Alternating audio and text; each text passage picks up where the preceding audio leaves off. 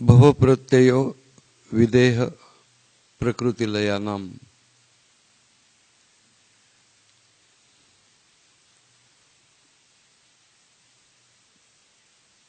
प्रकृतिलय म्हणजे ज्यांचा चित्ताचा लय प्रकृतीमध्ये होतो, अशा प्रकृतिलय योग्यांना भवप्रत्यय असतो. म्हणजे त्यांची अवस्था काही पूर्ण होत नाही. ही अगोदरची सगळी समाधी स्थिती सांगितली. वितर्क, विचार, आनंद, अस्मिता, रूपानुगमात संप्रज्ञात समाधी, संप्रज्ञातः संप्रज्ञात समाधी ही सवितर्क असते, सविचार असते, सानंद असते आणि अस्मित असा तिचा शेवटचा टप्पा आहे. अस्मित म्हणजे अस्मिन अस्तित्वाच्या जाणीवेला आलंबन करणे, विशिष्ट नामाला आलंबन करणे, मंत्राला आलंबन करणे, याच्या पलीकडे जाऊन त्या जाणीवेला आलंबन करणे म्हणजे जाणीवेवरतीच लक्ष केंद्रित करणे. मी आहे अशी जी जाणीव आहे त्या अस्तित्वाच्या जाणीवेला आलंबन करता करता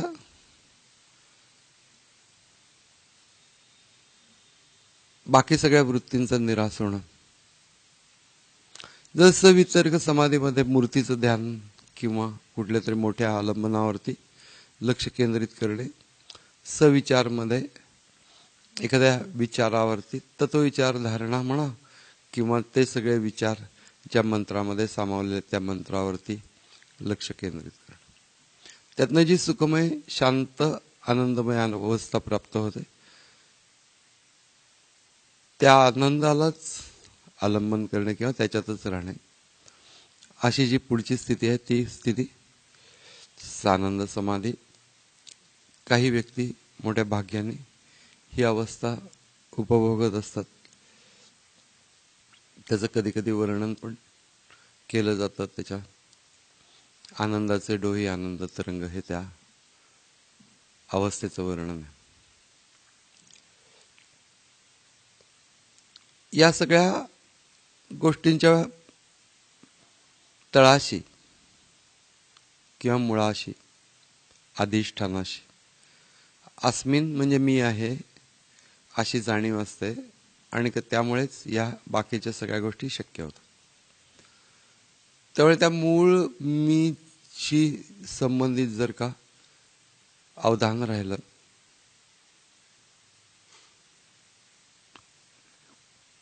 तर अस्मिन म्हणजे आहे अस्तित्व. त्याचं आपण बघितलं की मी हा चित्ताचं स्फुरण आहे आणि आहे म्हणजे अस्तित्व असणे हे चैतन्याचं स्फुरण आहे. म्हणजे चैतन्याचा प्रकाश असं त्याला म्हटलं जातं. ते जे चैतन्याचा प्रकाश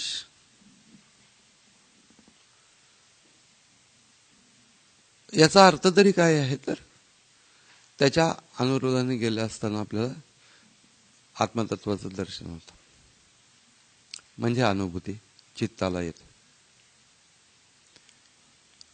सूक्ष्म विषय आहे पण ती गोष्ट निश्चित आहे की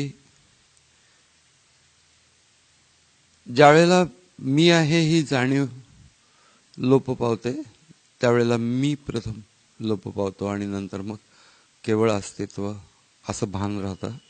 आणि मग ते अस्तित्व भान लोप पावलं की विराम प्रत्यय येतो. विराम प्रत्यय पुन्हा पुन्हा येत राहणे, पुन्हा पुन्हा येत राहणे आणि बिना विराम प्रत्ययाचे चित्ताला सवय होणे, यातून दीर्घकाल विराम अशा अवस्थेमध्ये चित्त राहतं. त्यावेळेला जी समाधी लागते त्याला असंप्रज्ञात किंवा निर्बीज किंवा निर्विकल्प समाधी असं म्हटलं. ही अंतिम समाधी. याच्यानंतर काही पुढची काही समाधी वगैरे नाही. पण या सर्व प्रक्रियांमधनं जात असताना प्रत्येक केलेल्या आणि त्याच्यातनं प्राप्त झालेल्या अशा योग प्रक्रियेच्या स्थितीचा अनुभव ज्ञानस्वरूपामध्ये स्मृतिरूपाने आपल्यामध्ये असतो. मी काल काय केलं, कुठपर्यंत आलो आहोत हे आपल्याला अगदी स्पष्टपणाने जाणवत असतं. त्याच्यानंतर पुढे जसं जसं योगाची प्रक्रिया अधिकाधिक सूक्ष्मात जाईल तसं तसं एक प्रकारचं त्या चित्ताचं आकलन पण विशेषत्वाने वाढत असतं. त्याला प्रज्ञा असं म्हटलं जातं. विशेष बुद्धी, ईश्वर विषयक. म्हणून प्रज्ञा विकसित होत जाणे हा सगळ्या गोष्टीचा परिणाम आहे. म्हणजे ज्ञान प्राप्त होणे, विशेष ज्ञान प्राप्त होणे आणि त्याच्यातनं तिचं विशेष आकलन होणे. त्याचं याच्यातनं जी बुद्धीचा एक विशेष भाग प्रकाशित होत जातो, विकसित होत जातो, त्याला प्रज्ञा असं म्हटलं जातं. त्याला ज्ञानेश्वर महाराजांनी शब्दज्ञान सारज्ञा, शब्द ज्ञान त्याचं सार जाणणारी, शब्दज्ञान सारज्ञा, देखणी पै प्रज्ञा, जे क्षेत्र आणि क्षेत्रज्ञ आपाडू जाणे. क्षेत्र आणि क्षेत्रज्ञ, क्षेत्रज्ञ म्हणजे चैतन्य तत्व, आपलं आत्मतत्व. क्षेत्र म्हणजे मनबुद्धी सहित सगळं शरीर. त्याच्यामध्ये शरीर आहे, मन आहे, बुद्धी आहे. याचा अर्थ जे आपण ज्या चित्ताने आपण तो अनुभव घेत असतो त्या चित्ताला आणि चैतन्याला स्वतंत्र पाहणं हा अतिशय सूक्ष्म भाग त्या बुद्धीला कळत जातो. आणि कुठल्या गोष्टीला होल्ड करायचं, कुठली गोष्ट सोडून द्यायची हे विकसित होत जातं. अगदी हे विशेष ज्ञान आहे. आणि त्याच्यामधला जर का हे कळलं नाही, या प्रकाराने विकसित नाही झालं, तर योगाची जी दोन अंग आहेत, पहिलं म्हणजे योगश चित्तवृत्ती निरोध, आणि दुसरं अंग आहे की तदा द्रष्टुः स्वरूपे स्थानम. तर चित्तवृत्तींचा निरोध याच्यावरतीच लक्ष केंद्रित पूर्णपणाने झालं आणि स्ववरतील अवधान केंद्रित करण्याचा भाग झालाच नाही, तर त्याच्यामधनं सुद्धा योग स्थितीचा विकास होतच राहतो. परंतु त्याच्यामध्ये जे अंतिम उद्दिष्ट आहे त्या अंतिम उद्दिष्टाच्या मधल्याच एका भागावरती, म्हणजे ज्याला शून्य स्थिती म्हणतात, त्या शून्य स्थितीवरती ती व्यक्ती जाते की वृत्ती शून्य अवस्था. मग सगळ्या वृत्तींच्या निरासावरती कंट्रोल हे त्याचं स्वरूप असतं. वृत्तींचा सगळा निरास, म्हणजे सगळ्या वृत्ती निघून जाणे, थोपवणे, सोडून देणे, असं करत करत वृत्ती नाहीत अशी अवस्था चित्तवृत्ती निरोध हे साधलं जातं. पण स्वरूपाचं अनुसंधान त्याच्यामध्ये होत नाही. आणि मग वृत्तींचा निरोध नुसता साधला गेला आणि का स्वरूपाचं अनुसंधान झालं नाही, तर मग त्याच्यामधनं काय होत असतं, तर त्याच्यामधनं ही गोष्ट निर्माण होते की चित्तवृत्ती निरोध ही गोष्ट साध्य झाल्यानंतर स्वरूपाचं अनुसंधान याच्यासाठी जाणीवेवरती आपण लक्ष केंद्रित करतो. नाही तर पहिल्यापासूनच करतो ते जाणीवेवरती लक्ष केंद्रित.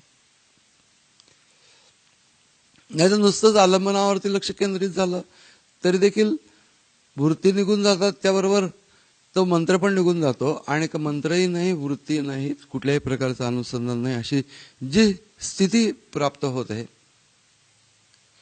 त्यावेळेला मन विलीनच होऊन जातं.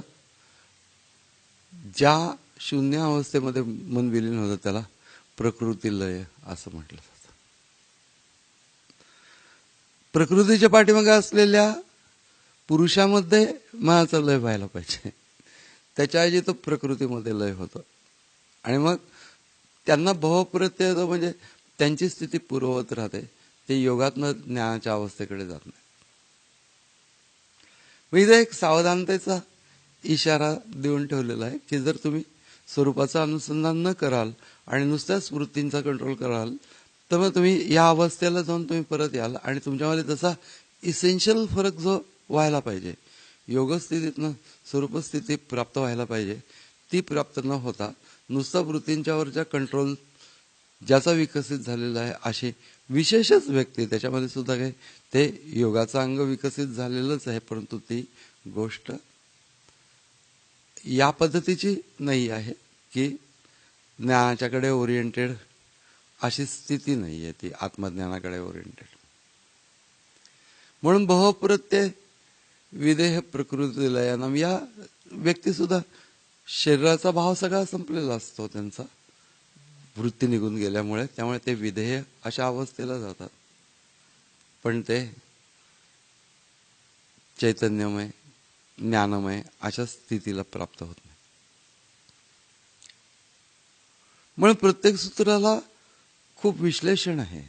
ते उगीच तिथं ते सूत्र आलेले नाहीत. जर प्रथमापासून जर का ते नीटच समजून घेतलेलं असेल तर मग त्या सूत्रांच्या मधनं अजून एक सूक्ष्म संदेश जो आपल्याला प्राप्त होतो तो की काही झालं तरी वृत्ती सोडून देण्याचा अभ्यास हा महत्वाचा आहे, पण याचा अर्थ त्या स्वरूपस्थितीवर येण्याचा प्रयत्न म्हणजे अभ्यास असं त्या अभ्यासाचं स्वरूप आहे. नुसतं वृत्ती सोडून देण्याचा प्रयत्न म्हणजे अभ्यास पूर्ण होत नाही. होतो एका अंगाने तो पूर्ण होतो, परंतु दुसरं अंग अपूर्ण राहतं, मुख्य अंग. म्हणून भावप्रत्यय विदेह प्रकृती लयानाम असा एक विशेष भावप्रत्ययो विदेह प्रकृती लयानाम.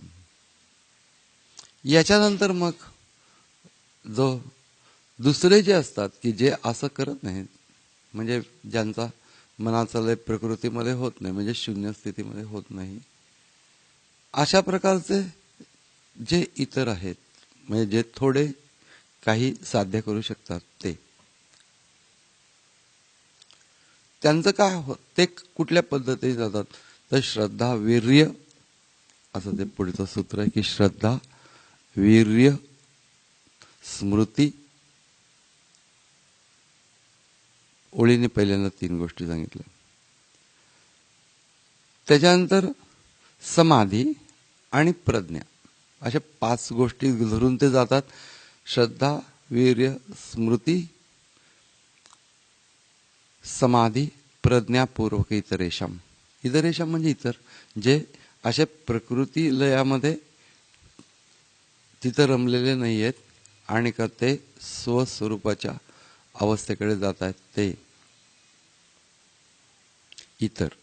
म्हणजे जे चांगल्या टप्प्यापर्यंत पोचलेले यांच्यामध्ये 2 भाग केलेले आहेत. त्यातला एक भाग म्हणजे प्रकृती लय योगी आणि का दुसरा भाग म्हणजे जे निर्विकल्प समाधीमध्ये ज्ञानमय अवस्थेमध्ये जातात त्यांच्या बाबतीत बोललेलं आहे. पण ती गोष्ट त्यातली पहिली श्रद्धा म्हणजे मार्ग पूर्णपणाने दिसत नाही आहे, परंतु गुरूंनी सांगितलेली वाट आहे. प्रक्रिया मला समजलेली आहे, विचाराने मला ते पटलेलं आहे, परंतु अजूनपर्यंत मला त्या गोष्टीचा अनुभव नाही आहे. पण गुरूंनी सांगितलेली प्रक्रिया किंवा एखाद्या शास्त्राला जर का तो अवलंबत असेल तर त्या शास्त्रामध्ये योग्य असेल, जर का चांगल्या पद्धतीने मांडलं गेलेलं असेल. फारच अवघड आहे ही गोष्ट की योग प्रक्रिया सलगपणाने शास्त्र सांगताय आणि आपल्याला समजत जात आहे, ही गोष्ट भयंकर अवघड आहे. एखाद्याच्या नशिबाने पूर्वी त्याची प्रज्ञा जर का विकसित झालेली असेल तर मग त्याला ते कदाचित शास्त्राचं झटाझट कळू शकेल. पण सहसा तसं न होता योगाचा अंतरंग जाणणारे जे गुरु असतात त्यांच्याकडनं जर समजून घेतलं तर. पण मला पुढचा टप्पा काही आलेला नाही, कारण की सुरुवातच करतो आहे किंवा कुठल्या तरी टप्प्यावरती आहे. पण त्या गुरुने सांगितलं या मार्गाने गेलास की होईल, तर त्यावरती श्रद्धा ठेवणं, कारण की प्रक्रिया करण्यासाठी श्रद्धेची आवश्यकता आहे. जसं प्रॅक्टिकलच करायचं आहे तर प्रॅक्टिकलच्या थेअरीची आवश्यकता असते, कारण की असं असं करायला पाहिजे असं त्या थेअरीत सांगितलेलं असतं. त्या थेअरीवरती विश्वास ठेवणं म्हणजे श्रद्धा होय. मग अगदी पहिली गोष्ट की मी ते करणार, मी याच्यावरती विश्वास ठेव. दुसरी गोष्ट म्हणजे उत्साहाने करणे, म्हणून वीर्य हा दुसरा शब्द आलेला आहे.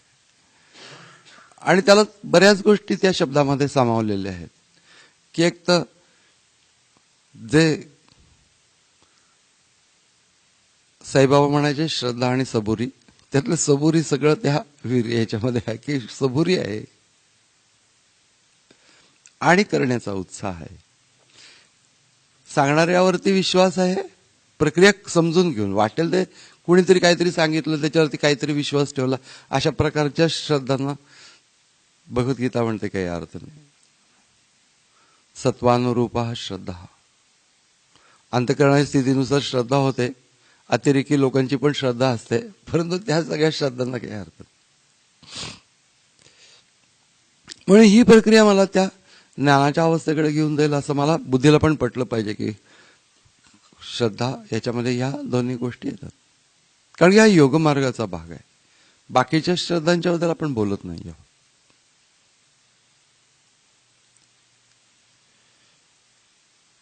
म्हणून पहिली श्रद्धा म्हणजे त्या प्रक्रियेवरती असलेला विश्वास, आणि त्याने ही स्थिती प्राप्त होईल या गोष्टीची निश्चितता मनात असणे, हा पहिला. दुसरा भाग आहे वीर्य, की ज्याच्यामध्ये सबुरी आहे. त्याच्यानंतर दुसरी गोष्ट म्हणजे मी करताना अजून कसं झालं नाही याच्यामधनं संशय निर्माण होतो, मध्ये श्रद्धेलाच धक्का लागतो. म्हणून श्रद्धेला सबुरी हे सपोर्टिंग असायलाच लागतं.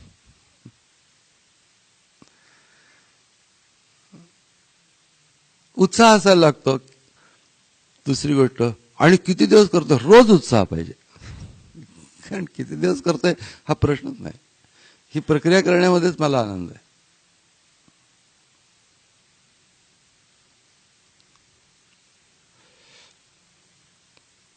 चहा पिण्यामध्ये मला आनंद असेल सपोज, तर मी असं विचारतो की आता ह्यानी काय होणार आहे, पुढे काय होणार आहे, काय नाही, हे पिण्यातच आनंद आहे. तर तसं हे मला ही स्थिती करण्याच्यासाठी जे काही पुढची स्थिती येईल किंवा केव्हा येईल काय, हा सगळा भाग बाजूला ठेवला तरी आज हे करण्यामध्ये मला आनंद आहे.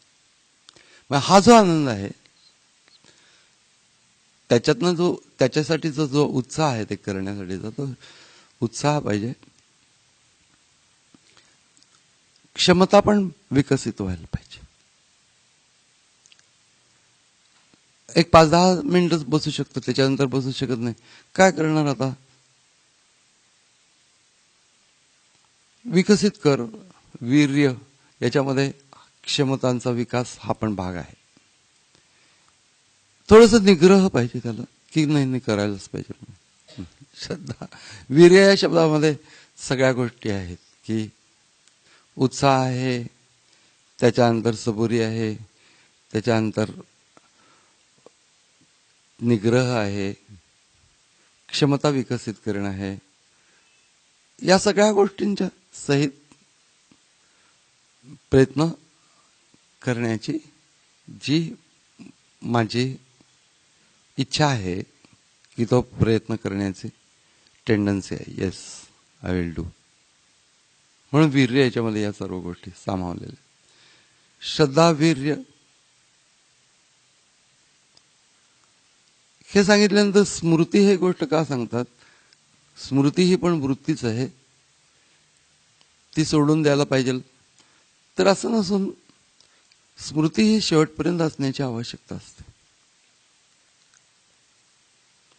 साधनेच्या मध्ये.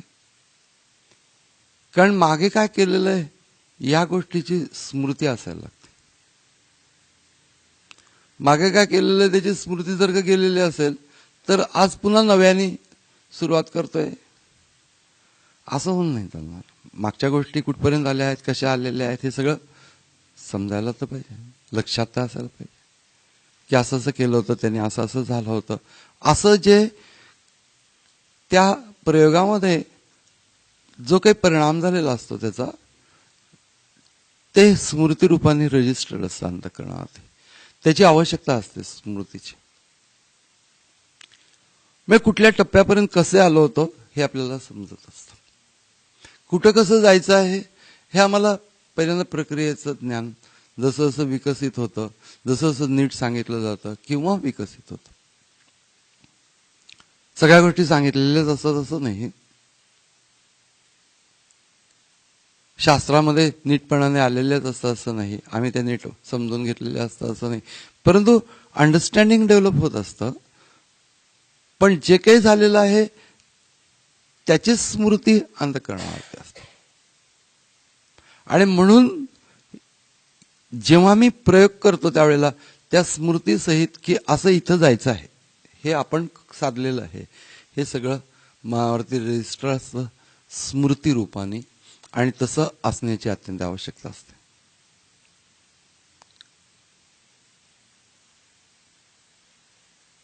आणि ती स्मृती जितकी प्रक्रिया रिसेंटली केलेली असेल तितकी जास्ती टवटवीत असते. 1 वर्षापूर्वी ध्यान केलं होतं त्याची स्मृती आहे असं त्याचा उपयोग काय नाही. कुठेतरी गेलो होतो आणि तिथं बसलो आणि काय सॉलिड ध्यान लागलं आणि मग काय नंतर मग ते काही झालंच नाही. मग ते झालंच नाही तर मग ती स्मृती ती काहीतरी झालं होतं एवढंच मनामध्ये आहे, पण कुठल्या प्रक्रियेने मी तिथे काय पोचलो होतो याच्याबद्दलचं काहीच नॉलेज नाही. मग ती स्मृती जी आहे ती एक साधारण परिणामात्मक गोष्टीची आहे, पण त्या प्रक्रियात्मक विकास कसा झाला होता याची काही स्मृती नसते, कारण की ती खूप पूर्वी केलेलं आहे त्यामुळे झालं होतं काहीतरी. अशी जी असते त्यापेक्षा मी गेल्या आठवड्यात केलं होतं आणि मग त्यावेळेला असं झालं होतं ही जास्ती टवटवीत असते. काल केलं होतं ही सगळ्यात टवटवीत असते.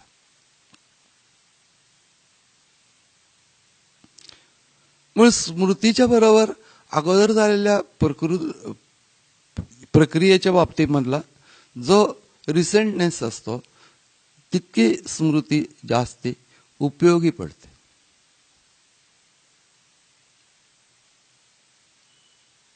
रविशंकरांनी म्हणजे सतारवादक प्रसिद्ध आपल्याला माहितीच आहेत, त्यांनी एका ठिकाणी असं म्हटलं की मी जर का 1 दिवस रियाज केला नाही आणि जर परफॉर्मन्स दिला तर कुणाच्याही लक्षात येत नाही की त्याच्यामध्ये जी सहजता आहे त्याच्यामध्ये थोडासा फरक पडलेला आहे. कुणाच्याही लक्षात येत नाही, पण माझ्या लक्षात येतो स्वतःच्या.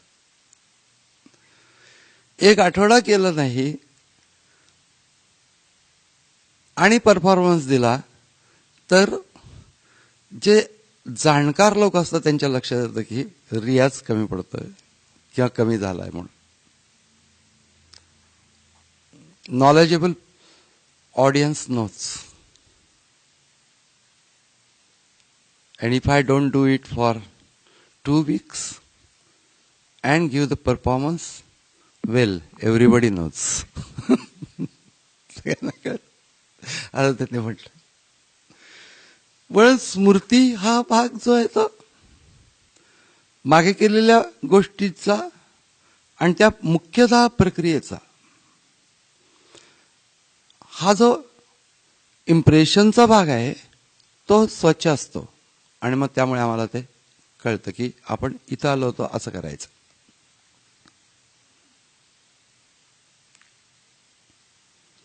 त्याच्यानंतर प्रज्ञा म्हणजे हे करताना एक समाधी. त्याच्यानंतर समाधी याचा अर्थ ती पुढची स्थिती प्राप्त होणे किंवा ती स्थिती प्राप्त होणे.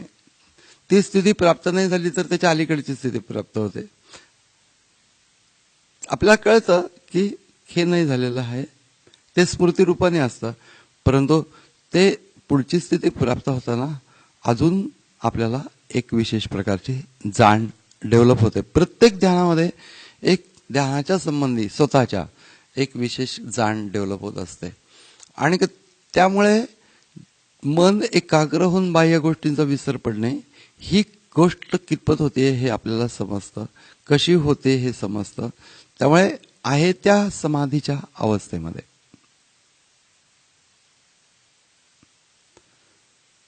राहून त्या गोष्टी जास्तीत जास्त समजायला लागतात. त्यातनं ज्याचा म्हणजे ती साधण्याचा प्रयत्न करणे हा भाग आलाच, त्या समाधीमध्ये राहणे हा भाग आलाच.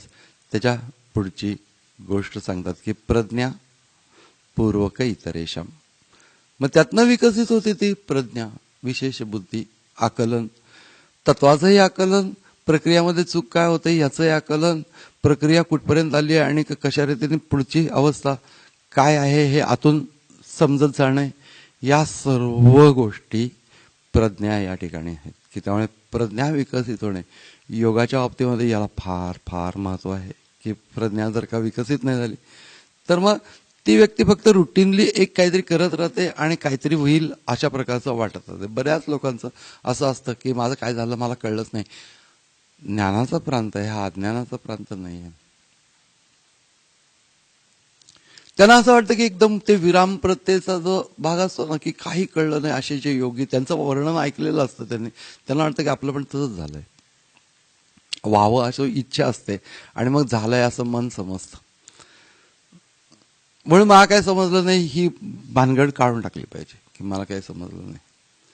मला समजलं पाहिजे की काय होत आहे, की वृत्तीच निर्माण होत आहेत, कुठल्या तरी गोष्टीमध्ये मन अडकलेलं आहे, त्याच्याबद्दलच्या वृत्ती निर्माण होत आहेत. परमेश्वराला अर्पण करणं एक मार्ग आहे. गुरुंना अर्पण कर, परमेश्वराला अर्पण कर, जगदंबेला अर्पण कर. वृत्ती पहिलं सोडून दे, त्याच्यापासून गळा तू सोडून घे स्वतःचा. आणि त्याबरोबर प्रक्रियेवरती लक्ष ठेवून ह्या जाणीवेवरती डेफिनेट फोकस जर का असेल तर तो सोडून दे त्या सगळ्या गोष्टींचा. कारण कुठं जायचंय ते लक्षात ठेव की अस्तित्वावरती जायचं. म्हणून ही प्रज्ञा विकसित होत जाते प्रक्रियेमधनं. प्रक्रियेची अधिकाधिक जाण आणि त्या प्रक्रियेच्या जाणीमधनं आहे कुठली स्थिती त्याची जाण. असं करता करता जो स्वतःच ध्यान करतो आहे, ध्यान धरते ते कोण, ध्यानी आठवते ते कोण, दोहोंमध्ये अनन्य लक्षण असले पाहिजे असं समर्थांनी म्हटलेलं आहे. त्यावेळेस स्ववर्ती राहणे करता करता मी अशी स्वतंत्र जाणीव जाणे म्हणजे भान जाणे आणि केवळ अस्तित्व राहणे. हे सगळी प्रक्रिया आपल्यामध्ये चालू असताना आपलं काय काय होतं आपल्याला कळतं, काय काय करायला पाहिजे हे समजायला लागतं. याला प्रज्ञा असं म्हटलं जातं. आणि अगदी सूक्ष्म अवस्थेत जाताना या प्रज्ञेची अत्यंतिक आवश्यकता असते.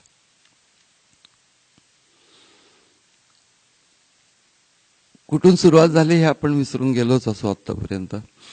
कारण विदेह आणि प्रकृतीलय असे जे योगी आहेत ते सोडून इतर जे अंतिम स्थिती प्राप्त करून घेतात त्या योग्यांच्या बाबतीमध्ये श्रद्धा, वीर्य, स्मृती, समाधी, प्रज्ञा पूर्वक इतरेशाम, इतर जे आहेत ते योगी अशा प्रकाराने या 5 गोष्टी सहित ध्यान ज्यावेळेला नीट करतात त्यावेळेला त्यांना ती निर्विकल्प समाधी हळूहळू प्राप्त होण्याची त्यांची तयारी होत असते आणि त्यातनं त्यांना ती निर्विकल्प समाधी प्राप्त होते. आपण ते वाचलं असतं की विवेकानंदांचा अनुभव रामकृष्णांनी स्पर्श केला आणि सगळं विश्व गरगर फिरून विलयाला गेलं वगैरे. त्यांच्या बाबतीत तसं झालं असेल, परंतु हे प्रत्येकाच्या बाबतीत गरगर फिरून विलयाला जात नाही असं चिन्मयानंदांनी म्हटलं. अशा रीतीने समाधीचा अनुभव येणार नाही. तर उगीच इमॅजिनेशन करणं योग्य नाही.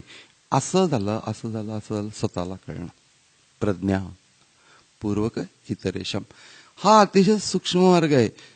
दररोज नाविन्य या समाधी अवस्थेकडे जाणाऱ्या व्यक्तीला कळतं की दररोज नाविन्य आहे, याच्यामध्ये विशेष गोष्ट आहे. कारण एखादा टप्पा गाठला तरी त्याच्या अगोदर तो विकसित होत गेलेला असतो, आणि तो विकसित होत गेलेल्या टप्प्यांच्या मध्ये पहिला टप्पा म्हणजे मंत्र सोडून दुसऱ्या कशाचाही विचार नाही. बराच काळपर्यंत आला तरी एखादा आला तर सोडून देण्याचा प्रयत्न जो आंतरिक होतो तो कुठल्या पद्धतीने सोडून दिला रजिस्टर्ड होतो. ते जर का पद्धत सोयीस्कर असेल तर मग ती अडॉप्ट केली जाते पुढच्या वेळेला. म्हणून ही स्मृती फार महत्वाची असते. करणंच महत्वाचं असतं. त्यातनंच स्मृती विकसित होते, त्यातनंच समाधी स्थिती विकसित होते, त्यातनंच प्रज्ञा विकसित होते. म्हणून श्रद्धा वीर्यपूर्वक करणे आणि ती या स्थिती विकसित होणे, यातनं समाधीचा अंतिम टप्पा गाठला जातो. परंतु ते एखाद्या दिवसात होत नाही. सतो दीर्घकाल नैरंतर सत्कारा सेवितो दृढ भूमी. निरंतर दीर्घकाल सत्कारपूर्वक उत्साहाने असं ते करायला पाहिजे, असं पुढचं सूत्र सांगतं. हरिओम तत्सत.